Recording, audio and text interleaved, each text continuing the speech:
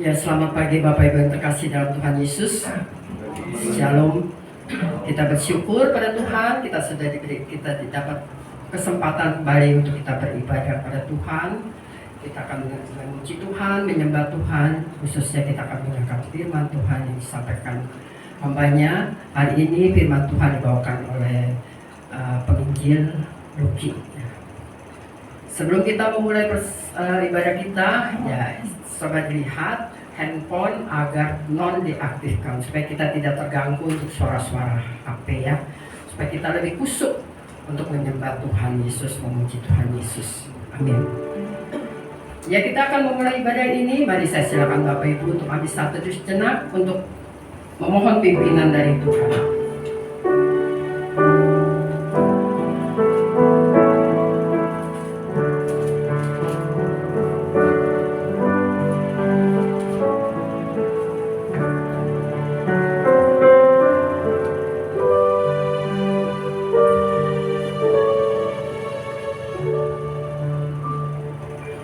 Amin. Saya undang untuk bangkit berdiri. Kita akan memuji Tuhan dengan pujian dari KPPK nomor 43. Puji Tuhan Allah penebusku.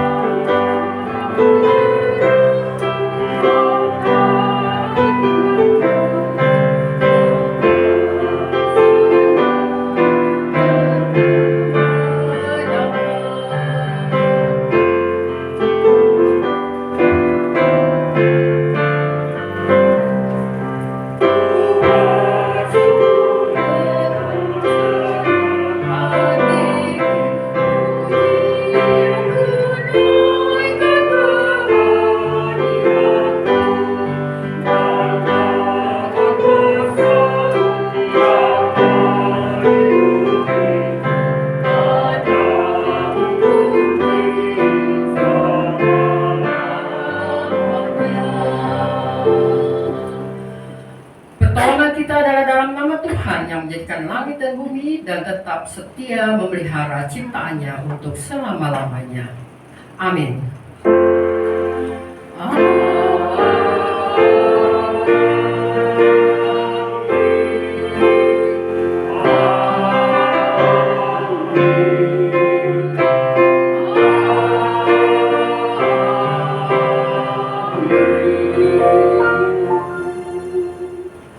Kasih karunia dan damai sejahtera dari Allah Bapa kita dan dari Tuhan Yesus Kristus menyertai saudara sekalian.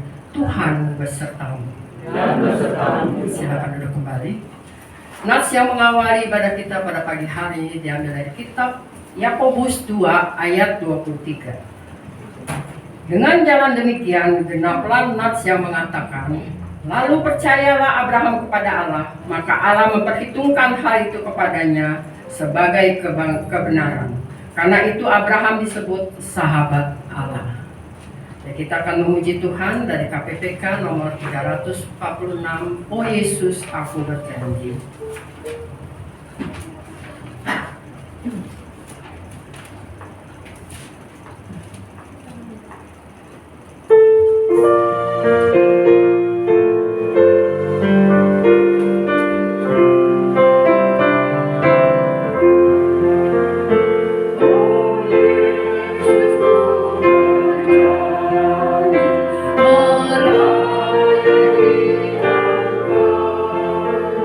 Oh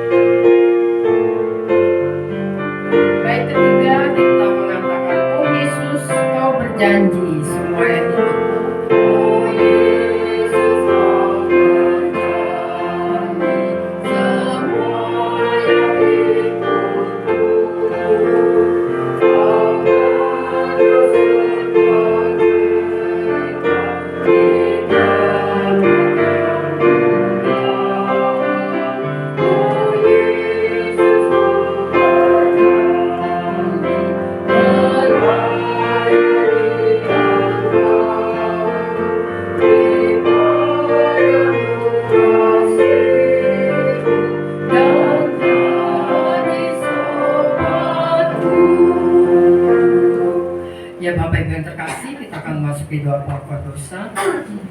Pada hari ini kita sudah menyanyikan satu buah lagu.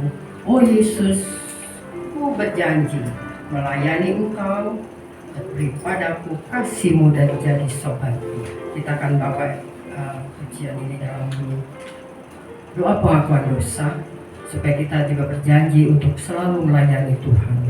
Kita berjanji untuk selalu setia kepada Tuhan, untuk kita selalu beribadah di gereja Tuhan. Mari kita masuki doa pengakuan dosa. Tuhan Yesus yang terkasih, pada pagi hari ini kami datang kepadamu Tuhan, untuk menghadap kepadamu di bawah tapamu ya Tuhan. Tuhan Yesus, kami tidak sadar Tuhan apa yang kita bisa berbuat. Entah itu melakukan perbuatan yang sangat mendukakan hatimu, atau kami berbuat untuk menyenangkan hatimu. Pada saat ini ampuni segala dosa-dosa kami ya Tuhan. Kasihanilah kami semuanya yang datang kepadamu untuk memohon pengampunan darimu. Kamu ampuni segala dosa-dosa kami, sehingga kami boleh layak memuji Engkau, menyembah Engkau. Khususnya kami boleh layak untuk mendengarkan firman-Mu yang disampaikan oleh hamba-Mu, penginjil Luki Supri. Kau berkati hamba-Mu untuk memberitakan firman-Mu pada pagi hari ini. Berkati setiap jemaat-jemaat-Mu ya Tuhan. Kau berkati semua yang melayani pada pagi hari ini. Kami serahkan semua dalam tangan-Mu ya Tuhan. Kami serahkan doa pengakuan dosa ini dalam tangan-Mu yang mungkin banyak kekurangan, banyak tidak sempurna. Tapi kami tahu Tuhan, kami yakin Kau akan menyempurnakan doa kami pada pagi hari ini. Terima kasih Tuhan Yesus. Hanya di dalam nama Yesus kami berdoa ucap syukur. Haleluya. Amin. Ya, saya undang untuk bangkit berdiri. Kita akan mendengarkan berita anugerah.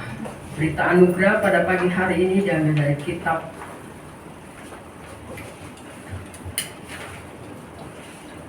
Galatia 2 ayat 19 dan 20. Saya akan membacakan ayat yang ke-19, nanti kita akan bersama-sama membaca di ayat yang ke-20. 2-3.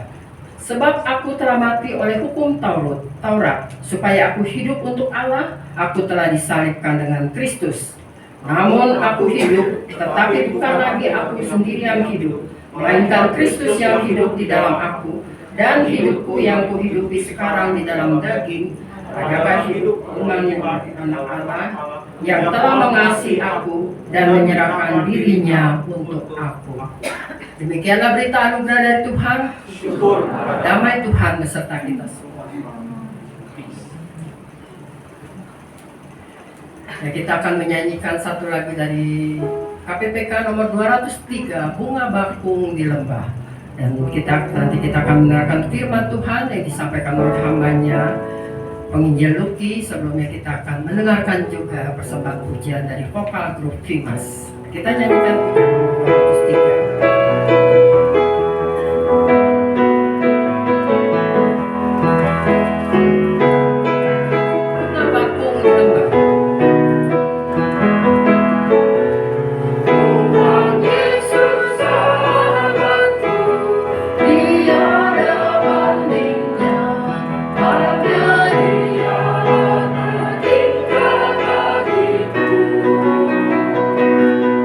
Oh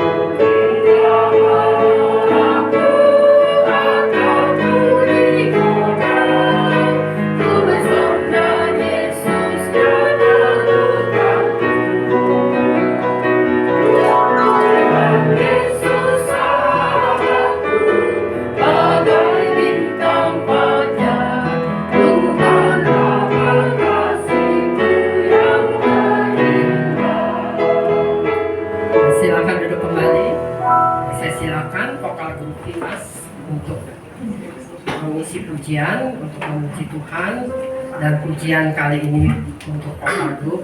Tuhan Yesus setia, Dia sahabat kita.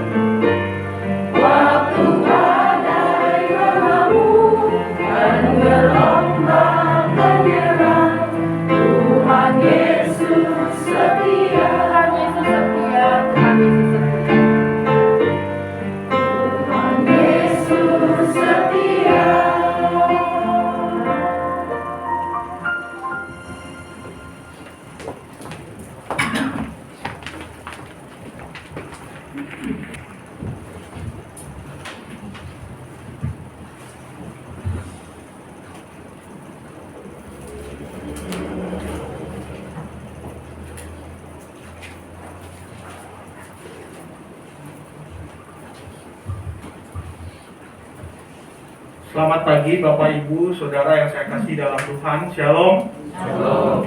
Apa kabarnya? Ya, saya berdoa kita semua di dalam keadaan sehat dan senantiasa diberikan sukacita oleh Tuhan. Di segala peristiwa, di dalam kejadian apapun, di dalam kehidupan kita percaya seperti lagu yang tadi sudah dinyanyikan, Tuhan Yesus senantiasa setia karena Dia adalah sahabat kita. Bapak Ibu, mari kita berdoa sebelum kita bersama-sama merenungkan kebenaran firman Tuhan. Tuhan, terima kasih pagi hari ini kembali Tuhan memberikan kami kesempatan untuk mendengar firman-Mu. Terima kasih ya Tuhan, karena Engkau senantiasa menuntun hidup kami. Engkau senantiasa bahkan berbicara kepada kami melalui firman-Mu apa yang harus kami lakukan sebagai anak-anak-Mu. Tuhan, biarlah ketika kami sedang mendengarkan firman-Mu dan merenungkannya bersama, Tuhan menolong kami supaya firman itu tertanam di dalam hati, dalam pikiran kami, bahkan dalam kehidupan kami, di dalam kami menjalani kehidupan ini. Sehingga ya Tuhan, kami berjalan di dalam hidup ini bukan karena kekuatan kami, bukan karena pikiran kami, bukan karena kepintaran kami, tetapi karena firman-Mu yang menuntun kami. Berkati hamba-Mu yang akan menyampaikan, urapi dengan kuasa Roh Kudus, sehingga hamba hanya berkata-kata sesuai dengan apa yang Tuhan inginkan. Dan juga hamba mendapat berkat dari apa yang disampaikan pada pagi hari ini. Terima kasih ya Tuhan, kami serahkan waktu pemberitaan firman Tuhan ini hanya ke dalam tangan-Mu. Di dalam nama Tuhan Yesus kami berdoa. Amin. Bapak Ibu, mari saya ajak kita yang membawa Alkitab, kita membuka dari Yohanes pasal yang ke-15. Yohanes pasal yang ke-15, kita akan baca dari ayat yang ke-13 sampai dengan ayat yang ke-17. Di dalam nats yang diberikan ke saya sampai 15, tapi saya ingin kita membaca sampai selesai, sampai dengan ayat yang ke-17. Saya akan membaca bagi kita semua. Yohanes 15 ayat yang ke-13 sampai dengan ayat yang ke-17. Demikian firman Tuhan. Tidak ada kasih yang lebih besar daripada kasih seorang yang memberikan nyawanya untuk sahabat-sahabatnya. Kamu adalah sahabatku jikalau kamu berbuat apa yang kuperintahkan kepadamu. Aku tidak menyebut kamu lagi hamba, sebab hamba tidak tahu apa yang diperbuat oleh tuannya. Tetapi aku menyebut kamu sahabat, karena aku telah memberitahukan kepada kamu segala sesuatu yang telah kudengar dari Bapa-Ku. Bukan kamu yang memilih aku, tetapi akulah yang memilih kamu.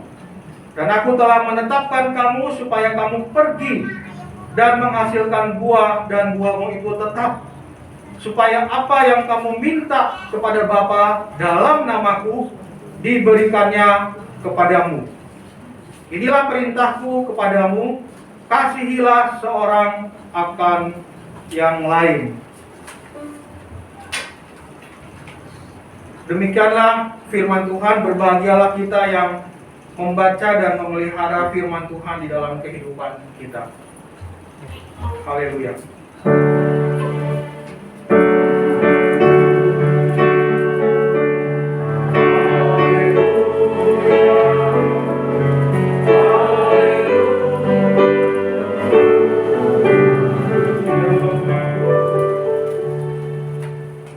Yesus sahabatku dan penebusku.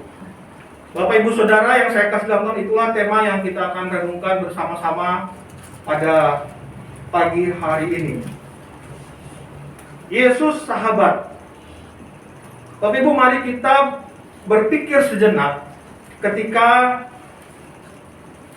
Tuhan Yesus menyebut murid-muridnya, kamu adalah sahabatku. Dan ini tema yang akan kita renungkan pagi hari ini.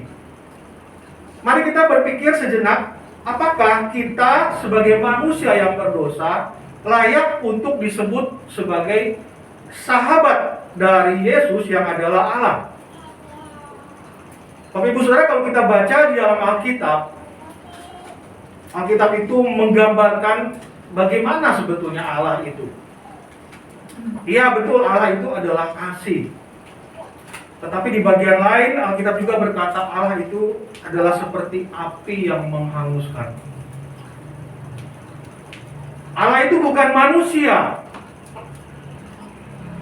Walaupun memang di dalam Alkitab digambarkan ya secara antropomorfis, kadang-kadang Allah itu dia itu sedih. Kadang-kadang dia itu menyesal. menggambarkan emosi daripada manusia. Tetapi tidak berarti bahwa Allah itu tidak maha tahu sehingga dia harus menyesal. Bapak Ibu, kita kalau menyesal itu biasanya kita, aduh kenapa saya lakukan ini ya? Ada banyak pilihan dalam hidup kita kan. Ada A, B, C, dan D, dan kita mungkin pilih A. Dan ternyata dari pilihan itu kita salah memilih dan kita menyesal kan. Kenapa saya pilih A? Artinya apa Bapak Ibu? Artinya karena memang kita tidak tahu pilihan kita itu benar atau salah. Tetapi apakah sama kalau Alkitab mengatakan Allah menyesal, Allah seakan-akan tidak tahu apa yang akan terjadi? Tentunya tidak Bapak Ibu. Karena dia mengetahui segala sesuatu. Bahkan dikatakan dia menciptakan alam semesta ini, menaruh benda-benda yang ada di angkasa untuk memberikan waktu dan masa bagi manusia. Kemudian kita mengenal waktu. Allah di luar waktu itu. Bahkan dia sendiri yang menciptakan waktu itu. Jadi ketika kita memikirkan, ketika Yesus berkata kepada murid-murid, dan tentu saya percaya berkata kepada kita sebagai orang percaya kepada Kristus hari ini, kamu adalah sahabat-sahabatku. Harusnya kalimat ini menggentarkan kita Bapak Ibu sekalian. Kalau kita sadar Allah itu siapa? Bapak Ibu, saya percaya kita semua punya sahabat, betul ya? Dan biasanya siapa sih sahabat kita itu? Biasanya siapa Bapak Ibu? Biasanya sahabat kita itu adalah orang yang setara, bukan dengan kita, ya kan? Adakah di sini yang bersahabat dengan Pak Jokowi? Berani berkata itu, oh ini teman saya gitu ya. Mungkin Bapak Ibu ada yang jadi teman Pak Jokowi, tapi bukan kita ya. Ada teman waktu dia SMA, betul kan? Kan Pak Jokowi bukan jatuh dari langit ya. Jadi dia ada masa TK, mungkin sekolah SD, pasti ada teman-temannya, ada sahabat-sahabatnya. Tapi tidak banyak. Dan pasti mereka yang berani berkata, iya saya sahabat dulu sama Pak Jokowi. Ya. Kalau kita nggak mungkin ya. Maksud saya mau katakan, Bapak Ibu, ada level, ada jarak di antara saya sekarang sebagai seorang rakyat biasa dengan Pak Jokowi sebagai seorang presiden. Dan tentunya bukan kurang ajar sih, tetapi mungkin kayaknya nggak tepat kalau kita katakan Pak Jokowi sahabat. Kecuali Bapak Ibu, satu kali dia ketemu dan dia katakan kepada kita, saya mau bersahabat dengan kamu.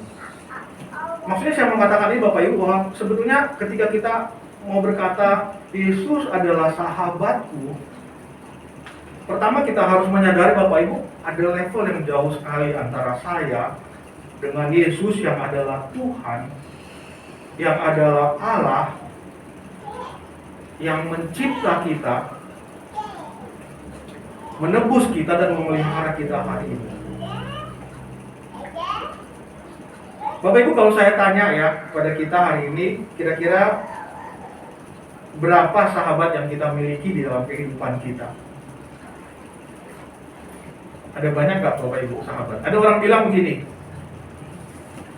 kawan itu bisa banyak katanya, teman itu bisa banyak, betul ya? Sekarang ada medsos, kita bisa berteman sama siapa saja.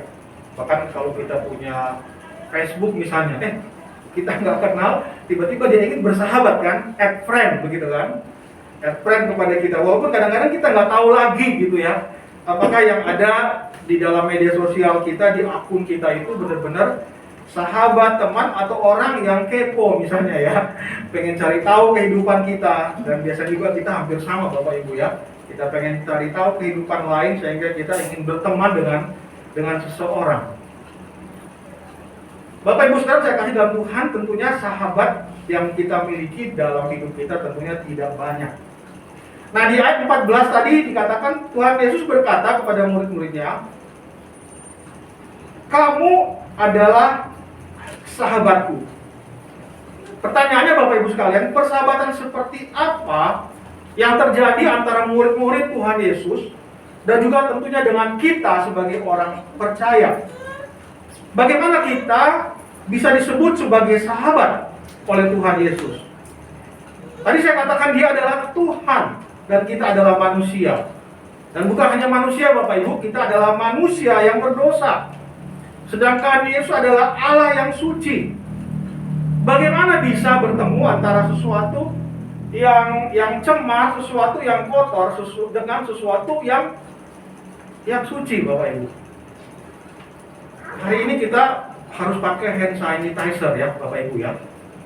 Karena yang kita ada apa namanya, bisa ada kuman, ada bakteri, ada virus di tangan kita.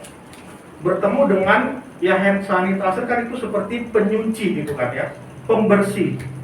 Apa yang terjadi Bapak Ibu kalau si hand sanitizer bertemu dengan tangan kita yang ada kumannya? Tentunya harus saling mematikan kan, si hand sanitizer ini akan mematikan kuman. Dan saya kira itu harusnya yang terjadi ya ketika manusia bertemu dengan Allah yang suci, dengan kita yang adalah manusia yang berdosa.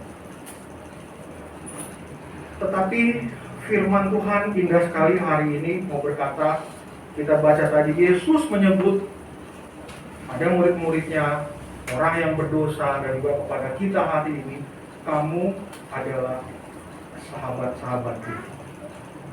Jadi bagaimana Bapak Ibu kita mengerti mengapa kita disebut, atau bagaimana kita mengerti relasi persahabatan kita dengan Tuhan Yesus? Yang pertama adalah persahabatan itu terjadi karena inisiatif dari Tuhan Yesus sendiri. Bapak Ibu, pada zaman dulu itu sebetulnya jadi kebiasaan, saya kira juga sampai hari ini, biasanya seseorang itu atau murid itu biasanya itu memilih guru. Pada zaman Tuhan Yesus ada banyak guru-guru ya, disebut rabi-rabi. Ya, Tuhan Yesus disebutkan rabi begitu kan. Karena pada waktu itu juga ada orang-orang yang mengajar. Entah itu mengajar keagamaan, bisa juga mengajar filsafat. Jadi orang milih guru. Ya sama juga sekarang Bapak Ibu ya, kita juga anak-anak kita yang punya usia sekolah kan, kita biasanya apa? Kita pilih sekolah ya. Pilih sekolah. Nanti sekolah itu sudah penuh, kemudian dia pilih, itu perkara yang kedua, ya kan, biasa begitu ya. Kalau sudah penuh baru diseleksi, kok kamu nggak bisa masuk. Tetapi biasanya murid yang memilih guru, ya, jadi atau memilih sekolah. Nah ini yang sama yang terjadi Bapak Ibu sekalian. Bagaimana saya menjadi sahabat dari Tuhan Yesus? Kenapa? Karena Yesus yang memilih kita. Dan mari kita lihat Bapak Ibu, biasanya kalau kita memilih seseorang menjadi sahabat kita, apa yang menjadi kriterianya? Apa biasa yang menjadi kriteria Bapak Ibu kalau kita pilih sahabat? Biasanya apa? Kita akan milih yang orang lebih baik ya. Ada nggak Bapak Ibu? Misalnya ya, ini misalnya ada seorang yang baru keluar dari penjara, ya. Kasusnya membunuh, memperkosa, mencuri gitu ya, merampok. Mau nggak kita berteman Bapak Ibu? Ya, saya belum dengar ya ada orang pelayanan ke penjara, biasanya kita ya mereka lagi ditahan, ya kita melayani mereka. Jarang memang saya lihat ya orang baru keluar penjara kemudian disambut gitu ya. Saya mau jadi sahabat kamu. Biasanya apa Bapak Ibu? Yang terjadi adalah ketakutan ya. Di sekolah kita ya, anak-anak yang di sekolah, biasanya kita mau cari teman itu seperti apa biasanya? Nah, Bertram, biasanya apa kita cari teman? Ya sudah pasti cari teman yang harus baik. Saya juga akan nasihati ya anak saya, kalau punya anak, kamu cari teman yang baik gitu ya. Kalau bisa pintar gitu ya. Walaupun kita belum tahu ya apakah kalau pintar itu mau berteman sama kita ya kan. Kalau kita males, enak aja kamu ya. Kalau saya nggak bisa, kamu kalau nggak bisa bertanya ke saya. Biasa kan yang pintar itu dimanfaatkan. Atau apa Bapak Ibu, kita biasa akan mencari juga teman yang biasanya atau orang yang kita pilih menjadi sahabat kita mungkin lebih kaya, mungkin lebih cantik, atau mungkin lebih berpengaruh. Itu sudah biasa kan. Kita lihat kalau kita punya teman-teman yang berpengaruh. Misalnya kita punya teman, wah dia bupati, wali kota, gubernur, apalagi presiden kan. Biasa kita akan apa? Foto kita, foto selfie, kita akan cetak dan taruh di rumah kita, ya kan? Ataupun kalau nggak sempat cetak, biasanya apa yang kita lakukan? Kita pasang di profile picture kita kan. Dan nanti orang akan bertanya, oh siapa itu ya? Kamu kok bisa? Oh iya itu sahabat saya. Ya mungkin sahabat waktu masih sekolah. Jadi Bapak Ibu sekalian, Biasanya kita manusia memilih sahabat kita berdasarkan kriteria-kriteria tertentu yang menurut kita dia pantas untuk jadi sahabat sekaya. Tetapi sebaliknya yang terjadi dan apa yang dilakukan oleh Tuhan Yesus, dia memilih kita manusia dan bahkan manusia berdosa. Jadi inisiatif persahabatan itu datang dari Tuhan sendiri. Dan motifnya adalah apa? Motivasinya adalah karena dia mengasihi kita. Dan dia mau menjadikan kita sahabatnya. Dan sebagai bukti dari kasih Allah itu apa yang dia lakukan? Dia menebus kita yang adalah orang berdosa yang seharusnya menanggung upah atas dosa kita. Bapak Ibu, kita mengatakan upah dosa adalah maut, Roma 6 ayat yang ke-23. Artinya setiap orang di dunia ini akan menanggung sendiri dosanya. Bapak Ibu, kemarin kita dihebohkan dan media itu dipenuhi ya dengan berita media sosial, media cetak, elektronik dengan berita pembunuhan Brigadir J. Dan kita publik mungkin sudah puas karena sudah ketemu siapa yang menjadi tersangkanya, yaitu seorang jenderal berinisial FS. Bapak Ibu, langsung dibacakan ketika polisi menemukan cukup bukti untuk menetapkan tersangka, langsung dikenain pasal apa Bapak Ibu? Yang ngikut berita? Iya, hukuman mati, karena ditemukan itu adalah suatu pembunuhan berencana. Bapak Ibu, di negara kita masih menggunakan hukum positif dan masih ada hukuman mati ya kepada orang-orang yang melakukan kejahatan yang bisa dikatakan wah sudah luar biasa, terorisme, narkoba, dan juga ya pembunuhan yang sadis, apalagi direncanakan. Bapak Ibu, itulah vonisnya, hukuman mati. Dan inilah sebetulnya status di hadapan kita semua. Bapak Ibu, kita hari ini memang kita tidak divonis hukuman mati karena memang kita tidak melakukan tindak kriminal yang bisa dibuktikan atau melanggar undang-undang yang ada di negara kita untuk kita divonis hukuman mati.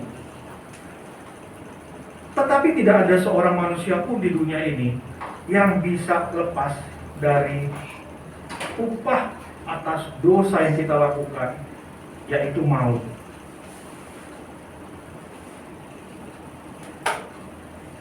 Bapak Ibu, inilah Yesus yang adalah sahabat. Dia tidak hanya menjadi sahabat kita, tetapi dia juga adalah menjadi penebus kita.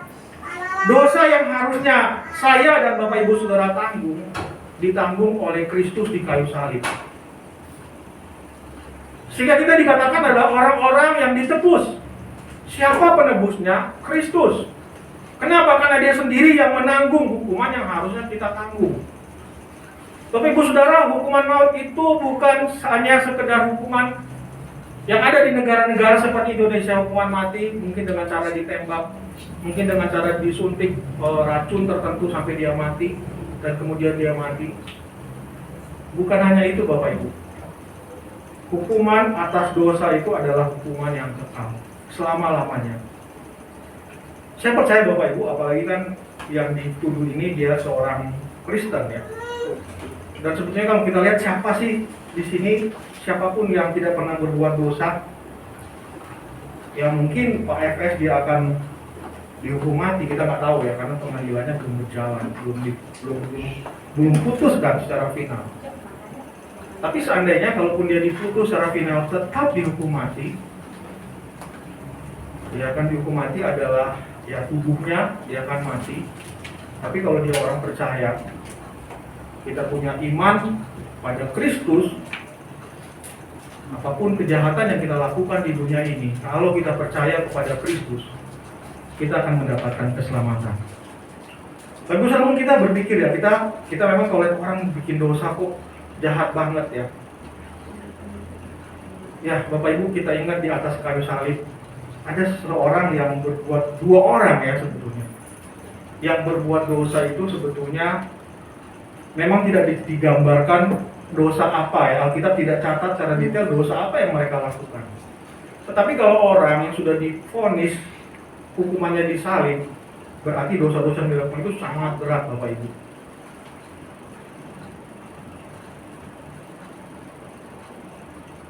Dan puji Tuhan, ada salah satu di antaranya, pada detik terakhir hidup dia, ketika dia percaya kepada Kristus, minta kepada Tuhan Yesus, ingatlah Tuhan, kalau Engkau datang sebagai Raja.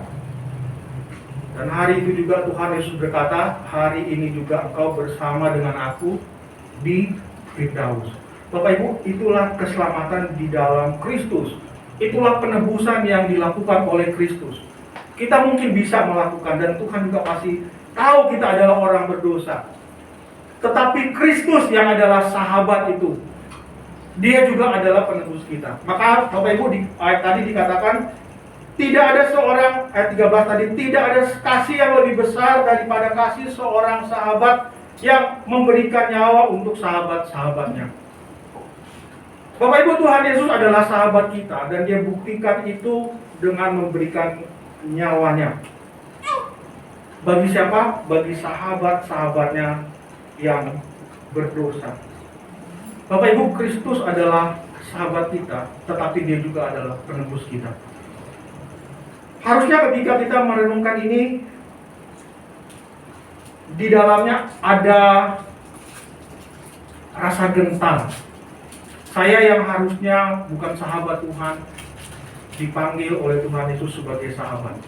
Saya yang harusnya adalah orang berdosa, yang harusnya menanggung hukuman atas dosa itu, dosa saya ditebus oleh Kristus. Inilah berita Injil, Bapak Ibu. Bagi kita yang hari ini yang masih hidup di dalam dosa, firman Tuhan hari ini mengingatkan kita, Bapak Ibu. Ada sahabat kita yang saya kira tidak ada kata-kata yang bisa kita ucapkan ya. Kalau kita bilang terbaik, pasti itu lebih dari terbaik, Bapak Ibu. Termulia, karena apa? Karena dia menyerahkan nyawanya untuk menebus dosa-dosa kita. Hal yang kedua, Bapak Ibu, bagaimana kita melihat persahabatan dengan Kristus. Kristus menyebut kamu adalah sahabat-sahabatku. Yaitu adalah jaminan persahabatan itu datang dari Tuhan Yesus sendiri, dan itu tidak akan pernah berakhir. Bapak Ibu Saudara, persahabatan di dunia ini bisa berakhir. Ya, kita tahu ya, banyak orang bersahabat baik sekali. Kemudian entah bagaimana terjadi percekcokan, terjadi perselisihan, dan tadinya orang yang sahabatnya baik sekali bisa jadi apa? Musuh yang paling jahat sekali. Ya, saya berharap kita tidak mengalaminya ya. Tapi saya banyak mendengar hal itu banyak terjadi ya. Orang itu dekat banget ya.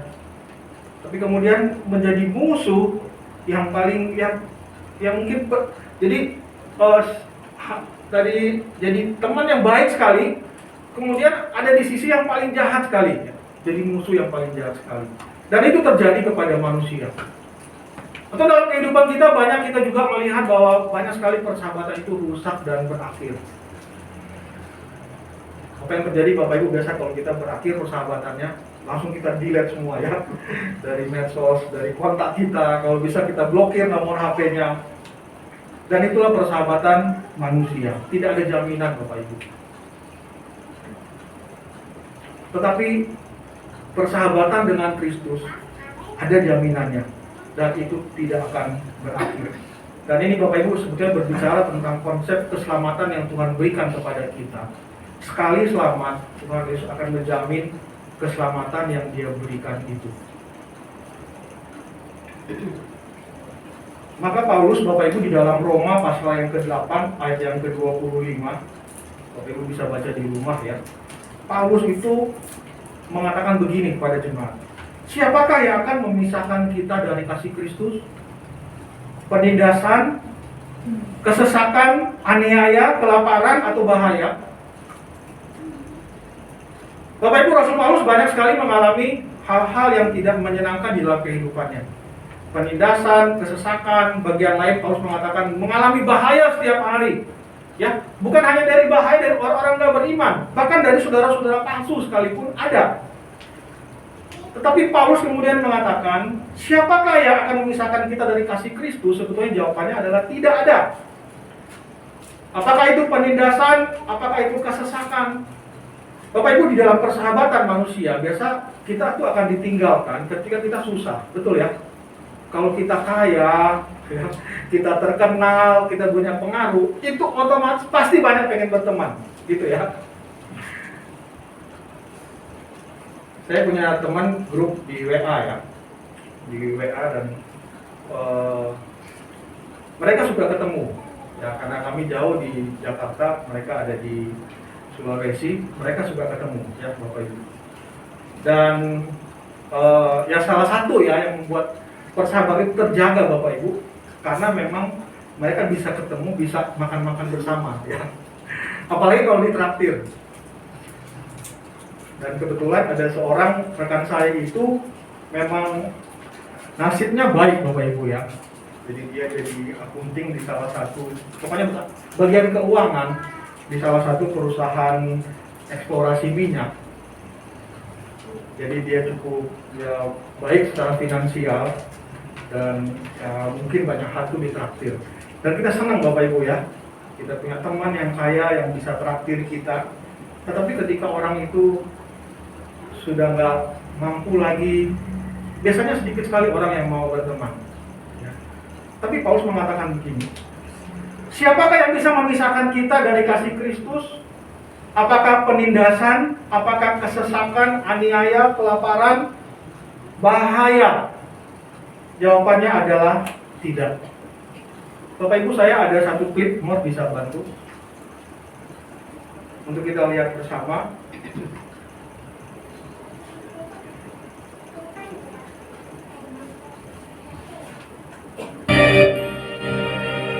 Sebelum itu, slide-nya dulu.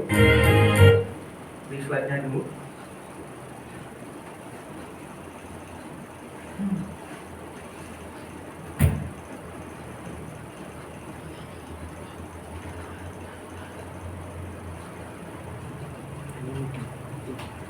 Ya, Bapak Ibu, saya mau menceritakan kepada kita seorang yang bernama Joseph Scriven. Ya, ini orangnya. Bisa next slide, mungkin agak kecil ya. Saya akan bacakan untuk kita. Bapak Ibu, Joseph Scriven ini dilahirkan di Irlandia pada tahun 1819. Keluarganya cukup berada dan dia pun mendapat pendidikan yang baik. Pada tahun 1842 ia tamat dari universitas. Ini jadul banget ya Bapak Ibu, 1800 ya. Bapak Ibu nggak salah lihat, nggak salah dengar, tahun 1800. Ia tamat dari universitas, ia hendak melangsungkan pernikahannya dengan seorang gadis Irlandia yang cantik. Tentunya pacarnya. Tapi kemudian sehari sebelum pernikahan mereka, gadis tunangan Joseph Scriven ini mengalami kecelakaan dan mati tenggelam. Pada tahun 1842, Joseph Scriven pindah ke Kanada. Mungkin dia ingin menghilangkan kesedihan. Dan dia di sana menjadi seorang guru. Kemudian dia juga menjadi seorang pendidik pada sekolah-sekolah di mana di sana ada sebuah keluarga yang kaya. Sekali lagi Bapak Ibu, Joseph Scriven bertunangan, yaitu dengan saudara dari keluarga yang kaya tadi. Tetapi Bapak Ibu, sekali lagi maut merenggut sukacita daripadanya.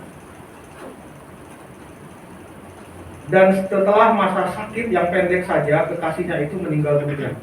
Tidak lama sebelum tanggal pernikahan mereka. Bapak Ibu, kalau ini terjadi pada kita, apa yang kita lakukan?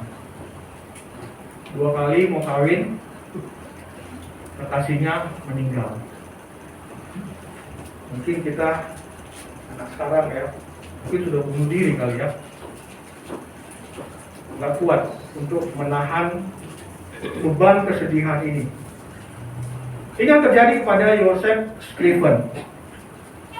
Nah, kemudian Bapak Ibu, singkat cerita, ketika berada di Kanada, dia mendengar mamanya sakit keras. Karena jarak yang sangat jauh antara Kanada dengan Irlandia yang ada di Eropa, Yosef tidak bisa pulang dan dia menulis satu syair, Bapak Ibu, satu syair lagu. Dia kirimkan dan dia sendiri punya kopinya. Ya, singkat cerita, ketika Yosef ini mengalami sakit, ada orang yang membantu dia itu menemukan lagu yang ditulis oleh Yosef Scribble ini. Dan lagunya itu apa, Bapak Ibu? Itulah lagu yang kita nyanyikan dan di KPPK itu ada di 150. Bisa diputarkan.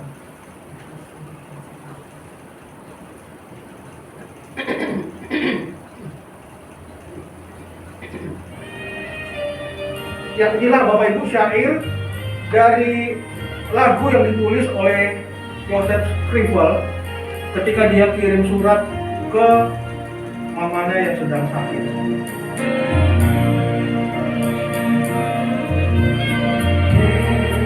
Yesus kawan yang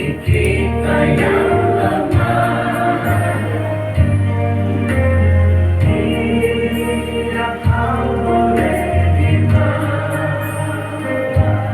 Betapa kita susah dan percuma berlelah, bila kurang pasrah diri dalam doa padanya.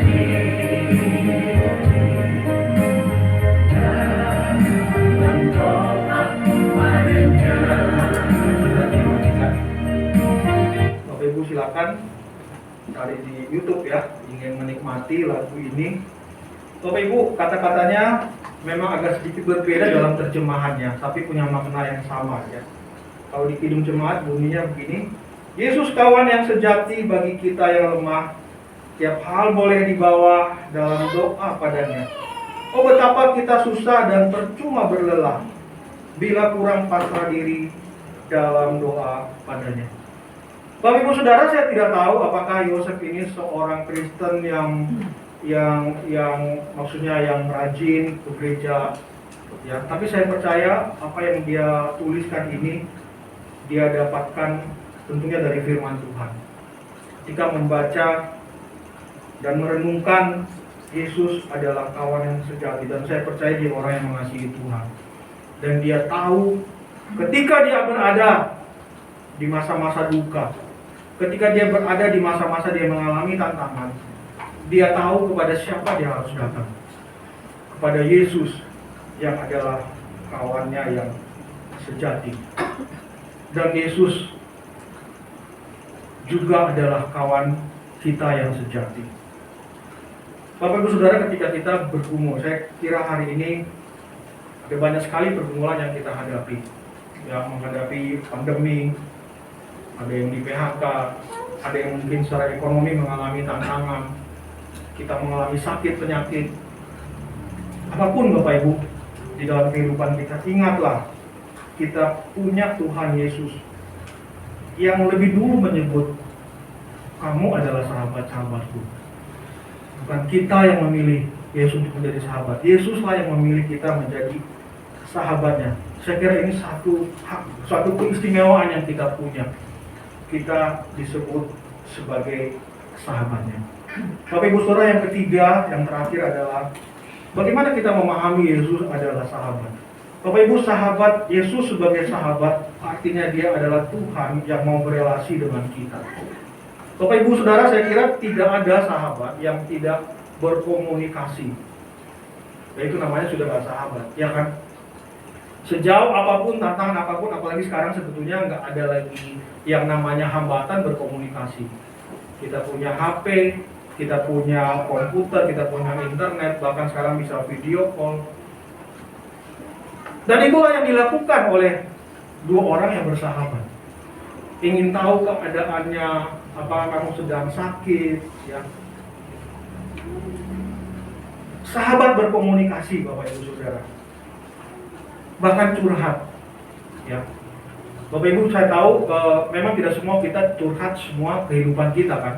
Tetapi kalau ada seseorang yang bisa kita curhat seluruh kehidupan kita, bahkan yang rahasia sekalipun, itu benar-benar orang itu jadi sahabat yang sejati. Nah Bapak Ibu, kalau kita bisa curhat ya untuk hal-hal yang rahasia dalam hidup kita kepada teman kita yang juga adalah manusia berdosa, dan satu hari juga dia mungkin bisa mengkhianati kita dan membongkar semua cerita rahasia kita, harusnya kita bisa mempercayakan seluruh hidup kita kepada Tuhan Yesus. Dan dia bukan cuma sahabat yang mendengar, Bapak Ibu. Mungkin sahabat yang kita curhat hanya bisa mendengar pergumulan kita. Kalau dia bisa membantu, itu sudah syukur. Tetapi Kristus yang adalah sahabat kita, dia tidak hanya mendengar, tetapi dia juga bisa memberikan solusi atas masalah yang kita hadapi. Bapak Ibu Saudara, penekanan tentang sahabat di sini adalah tentang bagaimana dua orang sahabat ini memiliki komunikasi yang baik. Tadi kita baca di nas pembuka di dalam Yakobus pasal 2 ayat yang ke-25 dikatakan, karena itu Abraham disebut sebagai sahabat Allah. Bapak Ibu, paling tidak ada dua ya orang yang dikatakan sahabat Allah. Pertama Musa, kedua Abraham. Tapi yang saya mengutip ini Abraham. Bapak Ibu, bagaimana Abraham dengan Allah itu bersahabat? Nah itu terekam di dalam Kejadian pasal 18. Satu kali Allah ini ingin menghukum Sodom dan Gomora. Saya percaya Bapak Ibu tahu cerita itu kan. Harusnya Bapak Ibu sebagai Allah ya, dia punya kedaulatan, dia punya kuasa, dan sebetulnya kan dia tidak perlu manusia jadi penasehatnya. Tetapi menarik di dalam Kejadian pasal yang ke-18 dikatakan, diceritakan di situ Allah itu dikatakan oleh penulis, Allah itu sepertinya rasa gimana gitu ya. Ini pakai bahasa manusia Bapak Ibu ya. Kalau tidak menceritakan perihal penghukuman Sodom dan Gomora. Dan kemudian di situ Allah berfirman atau berbicara dengan Abraham tentang perihal bagaimana Sodom dan Gomora itu akan dihukum. Dan apa yang tadi Bapak Ibu kita baca di dalam teks itu tidak hanya cerita Bapak Ibu. Di situ bahkan Abraham itu tawar menawar dengan Allah.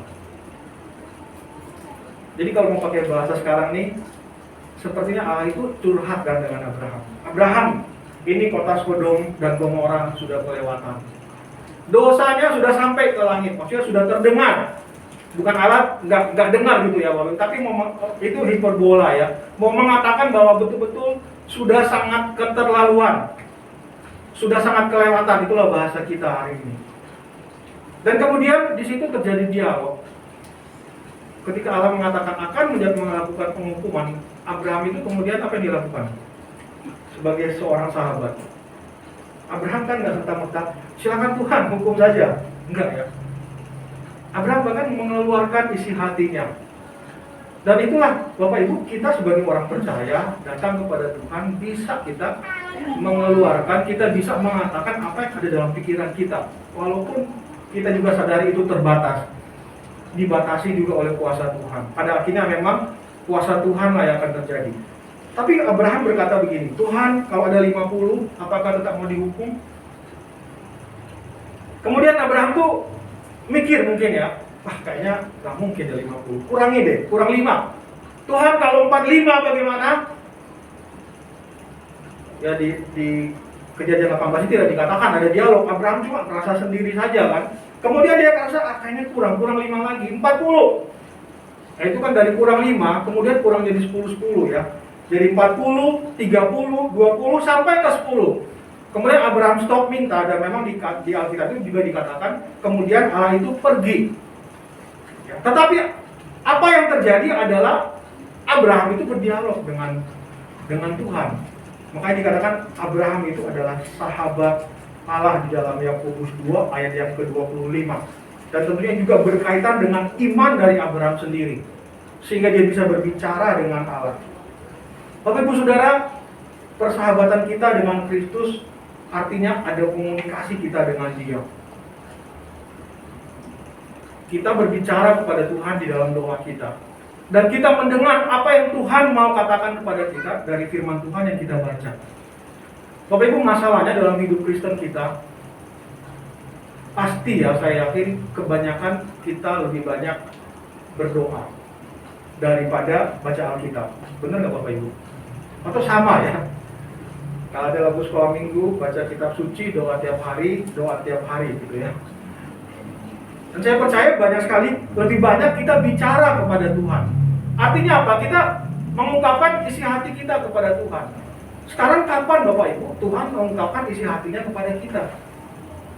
Kan nggak imbang ya. Kita banyak ungkapin. Tidak salah Bapak Ibu, kita mau berdoa. Memang Tuhan juga pingin kita berdoa. Mengungkapkan apa yang kita alami. Itulah cara berkomunikasi kan. Kita sampaikan apa yang kita inginkan kepada Tuhan. Tetapi jangan sampai cuma kita saja yang mau sampaikan apa keinginan kita, tapi kita tidak mau mendengar apa yang jadi keinginan Tuhan. Itu kan namanya egois Bapak Ibu ya. Coba Bapak Ibu bersahabat. Kawan kita itu pengen muncul terus kita ya. Lama-lama ditinggalin juga gitu ya sahabat. Cari yang lain ya. Kamu nuntut saya mau minta sesuatu, kamu nggak lakukan. Bapak Ibu komunikasi, bersahabat dengan kita sebagai sahabat Kristus. Yesus sebagai sahabat kita, artinya ada komunikasi di antara kita dengan Dia sebagai sahabat dan Tuhan kita. Dan tentunya Tuhan meminta kepada kita untuk melakukan kehendak-Nya di dalam ketaatan. Itulah yang tadi dikatakan di dalam Yohanes 15 ayat ke-13. Ayat yang ke-14, kamu adalah sahabatku, ada koma Bapak Ibu. Jikalau kamu berbuat apa yang kuperintahkan kepadamu. Bapak Ibu, Tuhan membuka diri mendengar doa kita. Tetapi kita juga harus membuka diri untuk mendengar apa yang sahabat kita mau katakan kepada kita, yaitu melakukan kehendaknya. Biarlah firman Tuhan ini memberkati kita semua. Mari kita masuk di dalam saat ini.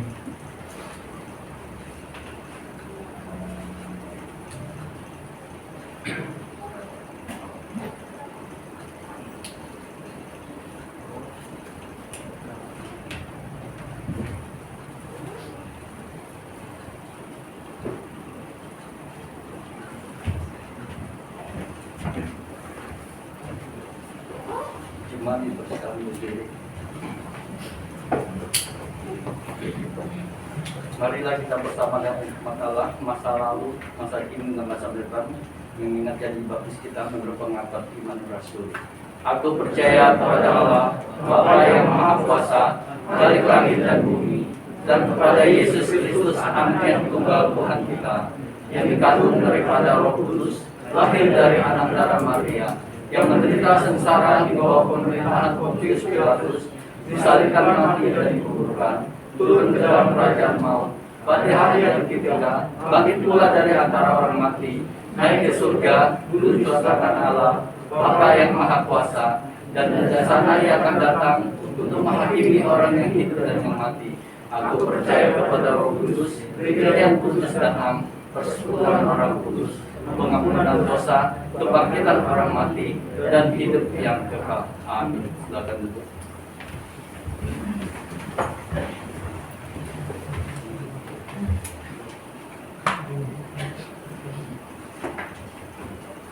Bapak Ibu, mari kita masuk di dalam doa syafaat. Tuhan, terima kasih untuk firman-Mu mengingatkan kami betapa besar anugerah-Mu yang Kau berikan bagi kami. Kami manusia berdosa, bahkan Engkau menyebut kami adalah sahabat-Mu. Sahabat yang setia, yang mengasihi kami, bahkan menyerahkan hidup untuk menebus kami. Tuhan, tolong kami sebagai anak-anak menyerukan, kami mengaku kami seringkali tidak menjadi sahabat yang baik bagi Engkau. Banyak kali ya Tuhan, kami lebih ingin melakukan apa yang kami kehendaki daripada Engkau kehendaki. Biarlah Tuhan firman terus akan menegur kami, akan mengingatkan kami, menghibur dan menguatkan kami, untuk kami menjadi sahabat yang baik, untuk menempatkan Engkau ya Tuhan menjadi Tuhan dan Juru Selamat kami. di dalam setiap aspek kehidupan kami, di dalam setiap pergumulan kami. Ingatkan kami terus ya Tuhan bahwa di dalam setiap pergumulan yang kami hadapi, duka cita, sakit, penyakit, masalah ekonomi, masalah relasi di dalam keluarga, dan juga setiap tantangan-tantangan di dalam pekerjaan dan usaha yang kami hadapi. Kami memiliki Engkau ya Tuhan, sahabat kami yang baik. Tuhan, pada hari ini, pada saat ini dalam kesempatan kebaktian pada hari ini, kami bersama-sama berdoa untuk setiap anggota jemaat di dalam setiap pergumulan yang dihadapi. Ada ya Tuhan yang mengalami sakit yang cukup berkepanjangan. Tuhan, biarlah Engkau yang akan terus hadir, menguatkan dan memberikan penghiburan. Dan kami percaya Tuhan, kuasa-Mu yang ajaib sanggup menyembuhkan setiap sakit penyakit yang dialami oleh saudara-saudari kami. Tetapi ya Tuhan, ajar kami juga untuk mengerti kehendak Tuhan. Bagi setiap saudara-saudara yang sakit juga dapat menikmati persekutuan dengan Tuhan di dalam keadaan sakit. Juga bagi setiap anggota jemaat ya Tuhan yang bergumul dalam masalah keluarga, yang bergumul dalam masalah usaha dan pekerjaan, Tuhan sendiri akan memberikan jalan keluar. Tuhan, kami juga mau berdoa untuk bangsa dan negara kami. Berkatilah para pemimpin bangsa dan negara kami, para presiden, setiap anggota, setiap wakil rakyat yang ada, pemimpin-pemimpin yang ada di pusat sampai kepada daerah. Tuhan, tolong berikan mereka bijaksana dari Tuhan, takut akan Tuhan di dalam memimpin rakyat yang Tuhan percayakan di dalam setiap kebijakan-kebijakan yang dikeluarkan. Kami juga berdoa ya Tuhan untuk setiap masyarakat, bahkan kami ya Tuhan di masa pandemi ini. Kami bergumul dengan kesehatan, kami bergumul dengan virus yang menginfeksi kami, yang membuat beberapa kegiatan kami terhambat. Tuhan, tolong beri kami kesehatan, berikan kami kekuatan. Jika ada di antara anggota jemaat yang terinfeksi virus COVID, biarlah Tuhan sendiri yang akan menyembuhkan mereka. Terima kasih ya Tuhan, menyerahkan juga jemaat-Mu di tempat ini. Biar ya Tuhan, semakin hari kami semakin mengerti kehendak Tuhan di dalam kehidupan kami, dan kami diberikan kemampuan untuk melakukan kebenaran firman Tuhan. Terima kasih ya Tuhan. Ini doa kami. Hanya kami bawa di dalam Tuhan Yesus yang sudah mengajar kami berdoa. Bapak Ibu, mari kita menaikkan doa Bapa kami. Bapa kami yang ada di surga, dikuduskanlah nama-Mu. Datanglah kerajaan-Mu. Jadilah kehendak-Mu di bumi seperti di surga. Berikanlah kami pada hari ini makanan kami yang secukupnya, dan ampunilah kami akan kesalahan kami, seperti kami juga mengampuni orang yang bersalah pada kami. Dan janganlah membawa kami ke dalam pencobaan, tapi lepaskanlah kami daripada yang jahat. Karena Engkau yang punya kerajaan dan kuasa dan kemuliaan sampai selama-lamanya. Amin.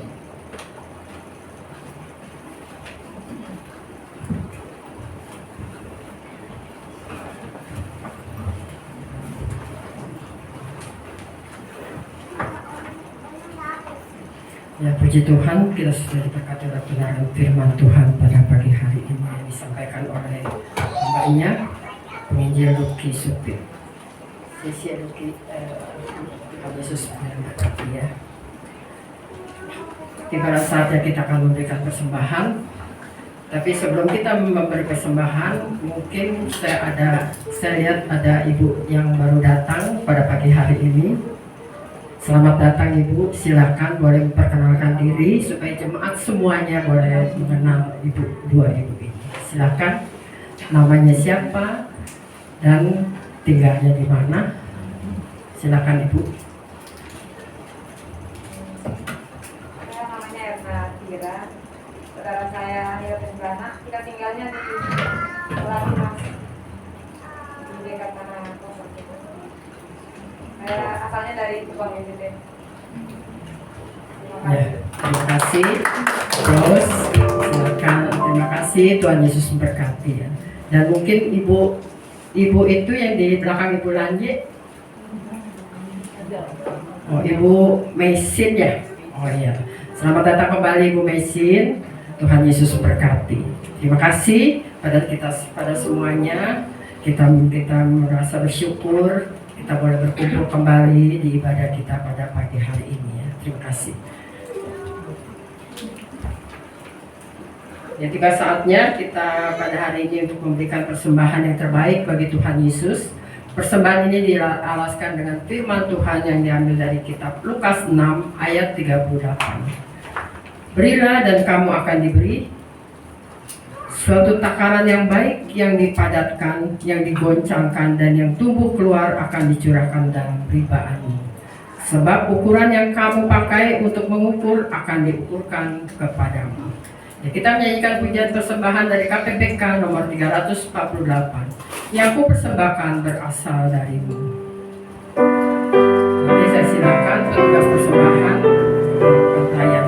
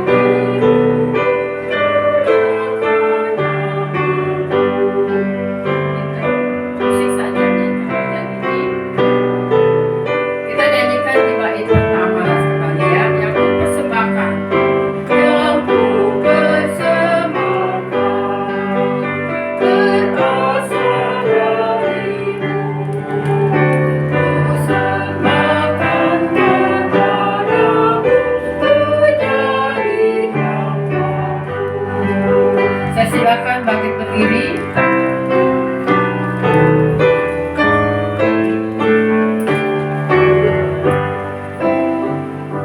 Ya, saya minta untuk Diakan Rudi berdoa untuk persembahan. Bapa kami yang bertakhta surga, segala puji syukur kami naikkan padamu. Engkau telah begitu baik, telah memenuhi segala kebutuhan kami, telah memberkati kehidupan kami. Pada saat ini kami akan memberikan persembahan.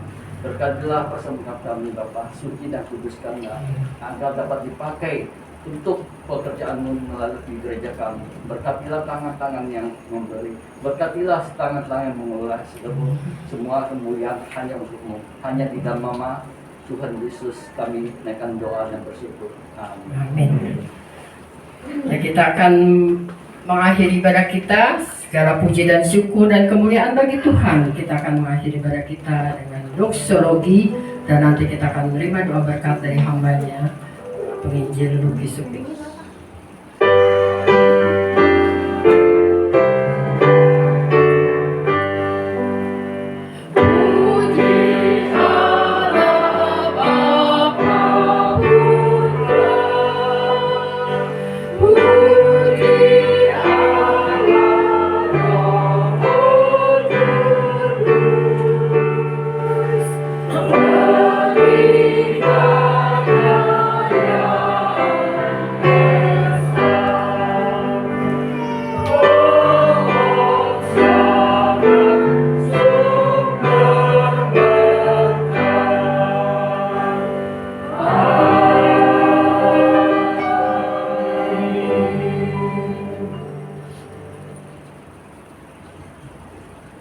Jemaat, arahkanlah hatimu kepada Tuhan. Kami mengarahkan hati kami kepada Tuhan. Jadilah saksi Kristus. Syukur kepada Allah. Terpujilah Tuhan. Kini dan selamanya. Terimalah berkat Tuhan. Anugerah Tuhan Yesus Kristus dan kasih Allah dan persekutuan Roh Kudus beserta saudara sekalian. Haleluya.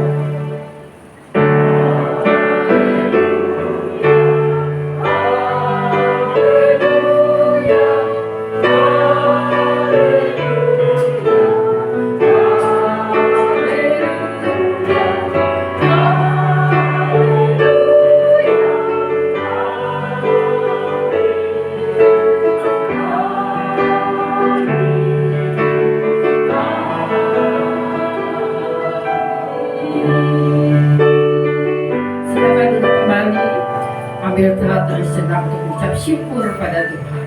Selesai sudah ibadah kita. Selamat siang. Tuhan Yesus memberkati kita semua. Amin.